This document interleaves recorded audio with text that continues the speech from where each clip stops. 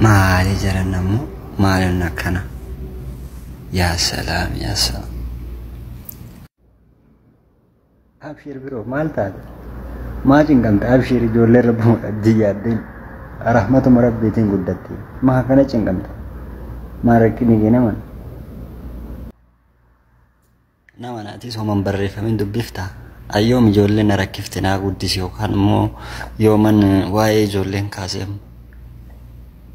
kuyyoom na dhibee kuyyoom na rakkise siin jedhe si aarsaare biroo ana wallahi jechuun ijoollee qabaatte keella osoo beekuun taane just namoonni yeroo baay'ee kan cinqamu dhalumuu fi wajjin cinqama sanumaa kan silaalee haalli ati taatu kun garaan nyaatte naanuma galatoon bagan garaas nyaadde galatoon nagaafachuu keetiif illee galatoon ayyee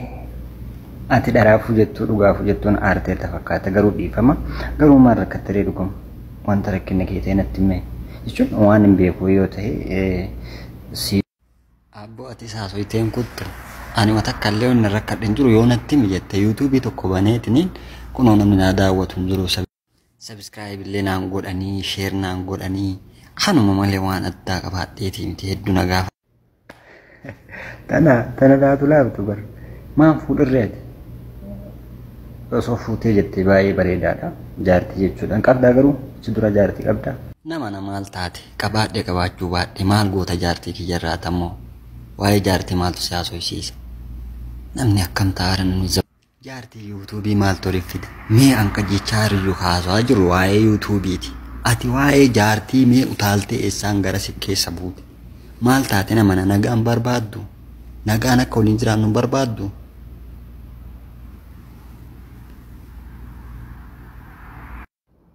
nama na taragaagee ani waa'ee jaartii kan keetii nan galchu waan siin jedhee kan qaba suuta targaaggaatee yookaan ammoo tasgabbootii naman gaafattu maaliif naan jette kanaayyuu jettee suuta nan gaafattu ati maa jarjarte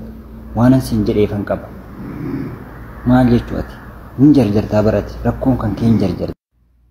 akkamitti hin jarjarre maal haasoytaati kaasaarru waa'ee YouTube applicationidha kan nuti haasaa jiru ati ammoo waa'ee maatii keessa maalumas atamma waa'ee sammuu kan kee kan osoo hin qarin waa'ee YouTube haasoyta YouTube nama qaroome gaafata ati maal taateen of kabajina mana hooma afaanis dhufe naasayiniiti